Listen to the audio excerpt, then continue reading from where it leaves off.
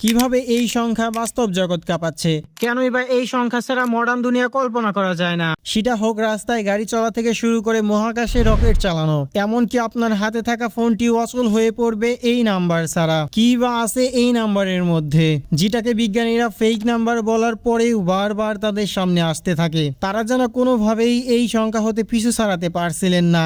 তো এই সব কিছু নিয়ে থাকছে আজকের ভিডিও। আমি আছি আপনাদের সাথে Mohammad Naim Islam. Let's get into the video. আপনিও তো ক্লাস 9-10-এ থাকতে সমীকরণ ধুমায়া সলভ করেছেন, কিন্তু কখনো কি সমীকরণ সলভ করতে গিয়ে এই রকম সমস্যার সম্মুখীন হয়েছেন যেখানে সমীকরণের সমাধান এসেছে রুট ওভারের মধ্যে নেগেটিভ সংখ্যা? যদি এসে থাকে তাহলে কংগ্রাচুলেশন, কারণ একসময় এভাবে এই সংখ্যাটির জন্ম হয়েছিল এবং আজ যাকে ছাড়া পুরো কোয়ান্টাম মেকানিক্স অচল হয়ে পড়ে, মহাকাশ নেভিগেশন সিস্টেম বিচ্ছিন্ন হয়ে যায়, এমনকি এআই পর্যন্ত কাজ করা বন্ধ করে দেয়। আসলে গল্পের শুরুটা হয় 1500 সালের দিকে গেরোলামো কার্ডানোর হাত ধরে, যিনি ছিলেন বিখ্যাত গণিতবিদ। তিনি প্রায়ই লক্ষ্য করতেন ত্রিঘাত সমীকরণের সমাধানের ক্ষেত্রে এই আজব নাম্বারটি সামনে আসছে।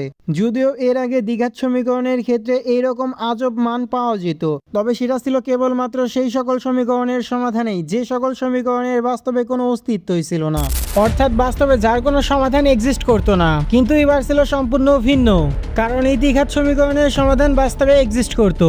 এর সমাধান হবে 4, যা সমীকরণ সিদ্ধ করলেই পাওয়া যায়। তবে কার্ডানো যেন কোনো মতেই এটার ব্যাখ্যা দিতে পারছিলেন না, তাই গেরোলামো কার্ডানো এর নাম দেয় ফেক নাম্বার। আসলে রুট ওভারের মধ্যে নেগেটিভ সংখ্যাকে যখন কোনো সমীকরণের সমাধান ধরা হয়, তখন এটা basically x square is equal to negative সংখ্যা, অর্থাৎ কোনো সংখ্যার বর্গ হবে নেগেটিভ সংখ্যা। হোয়াট? এর মানে কোনো বর্গক্ষেত্রের ক্ষেত্রফল -220? It doesn't make any sense. আসলে সমস্যাটি ছিল তখনকার ম্যাথ সমাধানে। তখন না ছিল নেগেটিভ সংখ্যার তেমন ধারণা, না ছিল অ্যালজিব্রার মাধ্যমে ম্যাথ সমাধানের ধারণা। তখন বেশিরভাগ ম্যাথই সমাধান করা হতো জ্যামিতির মাধ্যমে। মনে করি জ্যামিতির মাধ্যমে আমরা এই সমীকরণটা সলভ করব। এখানে এক্স স্কোয়ারের জন্য আমরা এক্স বাহু বিশিষ্ট একটা বর্গ নেব এবং 26x এর জন্য আমরা 26 × x বিশিষ্ট একটা আয়ত নেব, যেখানে দুইটা ক্ষেত্রের ক্ষেত্রফল হবে 27। এবার যদি আমরা সমীকরণটা সমাধান করতে চাই তাহলে 26 × x কে আমরা মাঝখান থেকে কেটে নেব। এবার আমরা 13 × x বিশিষ্ট দুইটা আয়তন পাবো, যেটাকে আমরা বর্গের দুই পাশে অ্যাড করে দেব।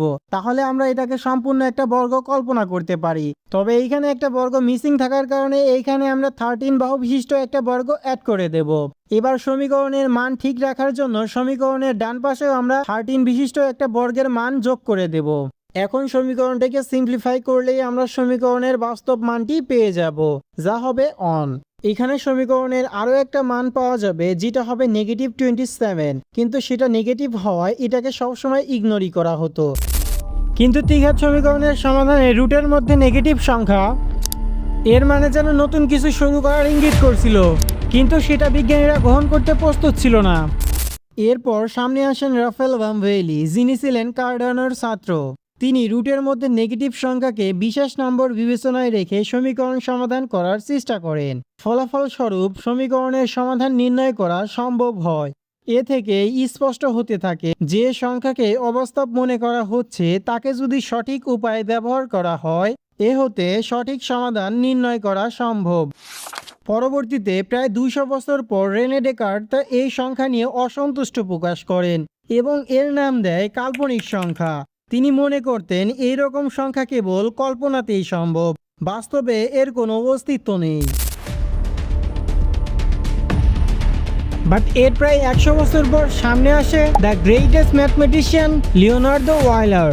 তিনি প্রথম এই সংখ্যাকে আই দ্বারা প্রকাশ করেন এবং এই সম্পর্কে একটি সূত্র প্রদান করেন, যাকে আমরা সবাই ওয়াইলারের সূত্র বলে চিনি, যাকে অন্যভাবে প্রকাশ করলে e⁻i⁻ + 1 = 0, এবং এটাকে বলা হয় গণিতের সবচেয়ে সুন্দর সমীকরণ, কারণ এর মধ্যে গণিতের 5টি মৌলিক সংখ্যা একসাথে আছে: 0, 1, e, i এবং পাই।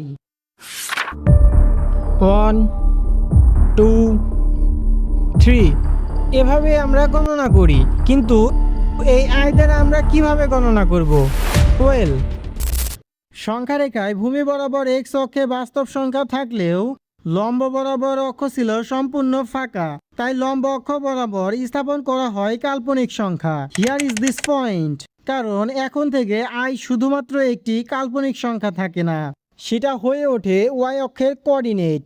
অর্থাৎ কোঅর্ডিনেট জ্যামিতিতে যে সকল সূত্র ব্যবহার করা হয় তা আমরা এখানেও ব্যবহার করতে পারবো। এই পদ্ধতিতে সংখ্যা প্রকাশ করা হয় z = x + iy, যেখানে x হলো রিয়েল পার্ট এবং y হলো ইমেজিনারি পার্ট, এবং এই সম্পূর্ণ অংশকে বলে কমপ্লেক্স নাম্বার বা জটিল সংখ্যা। বর্তমান সময়ে প্রায় সকল প্রযুক্তিতেই জটিল সংখ্যা ব্যবহার হয়ে থাকে, বিশেষ করে যেখানে তরঙ্গ, ঘূর্ণন এবং সিগন্যাল নিয়ে কাজ করা হয়, কারণ কমপ্লেক্স নাম্বার ওয়েভের ধর্মকে সিম্পলিফাই করে দেয়। তাই রাস্তায় গাড়ির জিপিএস কন্ট্রোল বা মহাকাশে রকেট প্রেরণ সব জায়গায়ই কমপ্লেক্স নাম্বার, এমনকি wifi, mobile network, AC circuit বিশ্লেষণ, robotics, quantum physics including AI সব জায়গায় কমপ্লেক্স নাম্বার ব্যবহার হয়। মানে ইজ জাস্ট ম্যাজিক নাম্বার। যে সংখ্যাকে একসময় কল্পনা করা অসম্ভব ছিল, আজ তাকে ছাড়া পৃথিবী কল্পনা করা অসম্ভব। সো এই ছিল আজকের ভিডিও।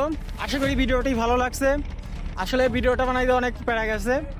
যদি ভিডিওটা ভালো লাগে তাহলে অবশ্যই এই ভিডিওতে একটা লাইক করে দিবেন এবং আগামীতে কী নিয়ে ভিডিও বানাবো সেটা বলে যাবেন। Bye bye.